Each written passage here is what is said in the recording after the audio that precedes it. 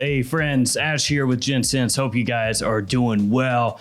It's time finally to give some first impressions on a new Issey Miyake. Talked about this one a while back when it was first announced. It took for friggin' ever to get my hands on it. It is Nuit DC Bois Arctic. Or would you pronounce that? Bois Arctique. This is obviously the newest flanker in the Nuit DC line from Issey Miyake, which has some absolute stone cold killers in it, including Pulse of the Night and Polaris, as well as Noir Argent. That one is great also. Just a solid line of scents. So in today's video, I'll show you guys the presentation, which I absolutely love. I think it looks sick. I'll break down the fragrance for you, at least as best as I can, because I really just got this in today. And I'll let you know whether or not you should check this one out and whether or not it can stand up to some of the big boys in the line. So let's jump into it.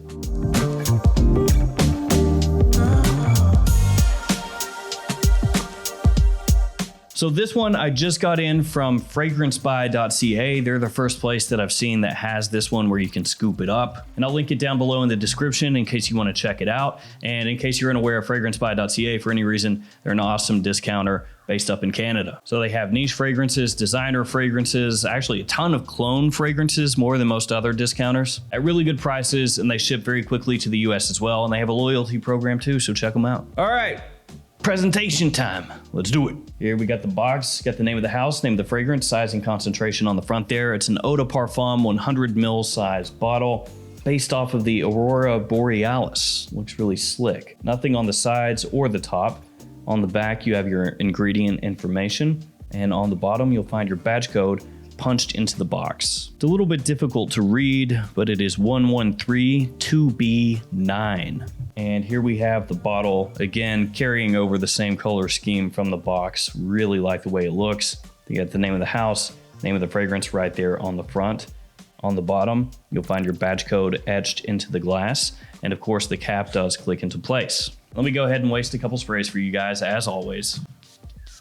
Really nice atomizer, really good. Hopefully you could see that. If not, just take my word for it. Here before too long, and I say before too long, it's probably actually gonna be quite a while, but here before too long, planning on having a new kind of look put in here, like a new studio kind of look, might be cool. So that'll be nice, but I don't know how long off that is. Just getting sidetracked here, no worry. So this one right now is going for about $77 US at Fragrance Buy, which is really not that bad of a price because when you look at some of these like Pulse of the Night or Polaris or some of the other much harder to find Issey Miyake fragrances, they can command a premium. So who knows, maybe a year from now, 2 years from now, you can still find this one easily at discounters, or maybe it pulls a Pulse of the Night and it just disappears and then you can never really find it again. There's no telling with Issey Miyake. You don't know. Sometimes you can find their fragrances always with minimal effort. Other times it's just like, okay, needle in a haystack, good luck. So with this being in Nuit DC, you would probably expect it to lean more fall and winter time because this house does have a lot of really heavy hitters for cool weather. They do also have Blue Astral as part of the line also though, so it's not just all exclusively fall winter time evening scents. When you first spray this one on, it's actually really fresh. You have citrus off the top, two types of citrus actually, mandarin orange and grapefruit, along with pink pepper. So you get hit with a blast of freshness and it has kind of an almost minty undertone to it. Now basil is a mid note and basil does come into play here quite prominently, especially as the fragrance dries down. But in the opening, when it mixes together with the citrus, it almost comes across minty to me. Maybe not like a super strong, overly prominent mint, but still kind of minty. So when I sprayed this on, I actually hadn't checked the note breakdown for a while since I first talked about it months ago. And I thought to myself, oh, it's got like mint in here or something. I looked up the note breakdown, nope. And it does go away as the fragrance dries down. It changes more to be more of an herbal green basil note where you can more clearly pick that out instead of smelling like mint, but initially kind of minty. And this one changes a good amount. This is not one of those fragrances that you spray on and it's pretty similar in the dry down to the opening. There's a big change that happens here. Like I said, when you first spray it on, pretty fresh. A little bit sweet, not too sweet, just a little bit, and green. It smells really nice, very pleasant. It smells like a spring fragrance, actually.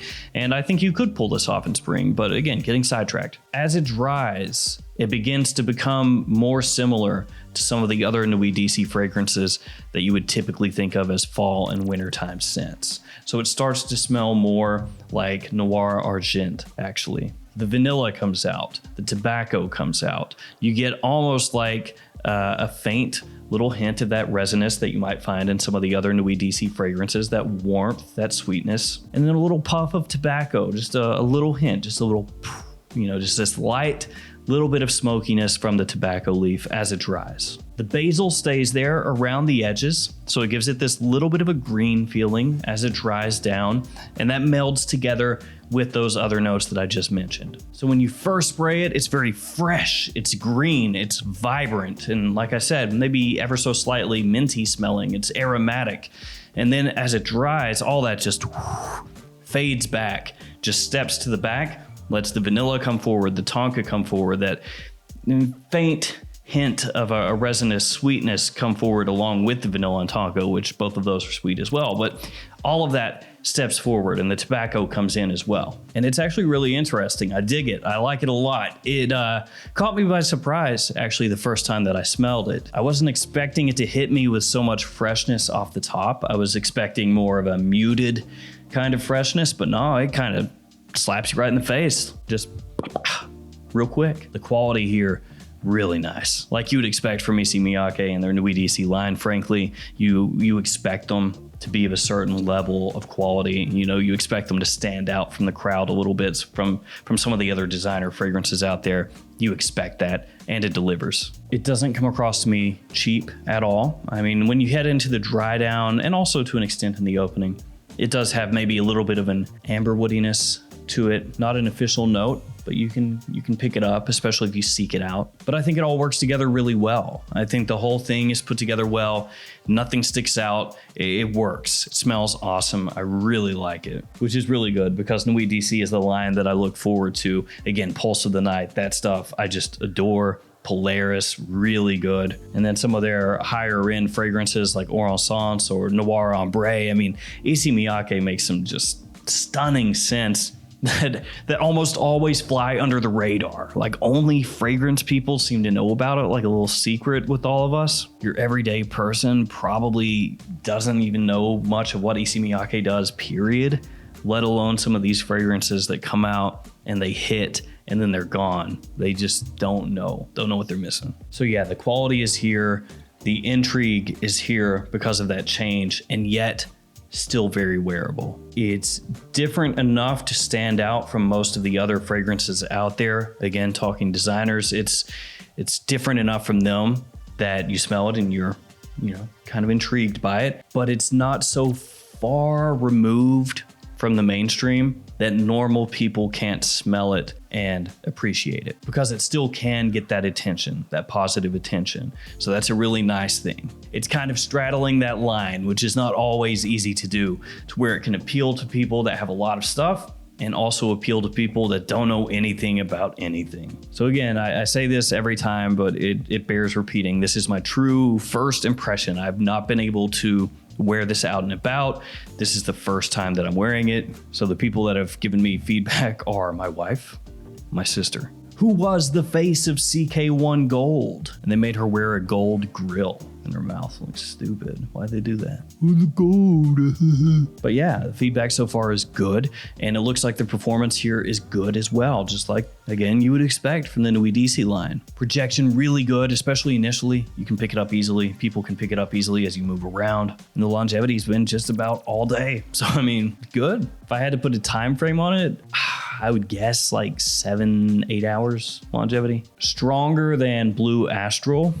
Maybe not as strong as some of the strongest in the line, though. This one you could kind of think of as a fresh take on the Noir Argent DNA with a green kind of nuance around the edges of the scent. The opening is much, much fresher, but then as it dries down, it ties in closer with this one. So it's almost like you took Noir Argent, reworked the opening almost completely, and then as it dried down, freshened things up a little bit and added that green touch. That does make this one a little bit more versatile, I would say, than Noir Argent. And I would say that Bois Arctique, or Bois Arctic, I'd say it's more of a fall, winter, and early spring kind of fragrance. Maybe even late spring, but I wouldn't go very heavy on the trigger in that situation because it heats up a lot here in late spring. So as far as daytime or nighttime use, either one maybe leans a little bit more toward nighttime use, but you pull it off in either one. So with this one, does it meet my expectations?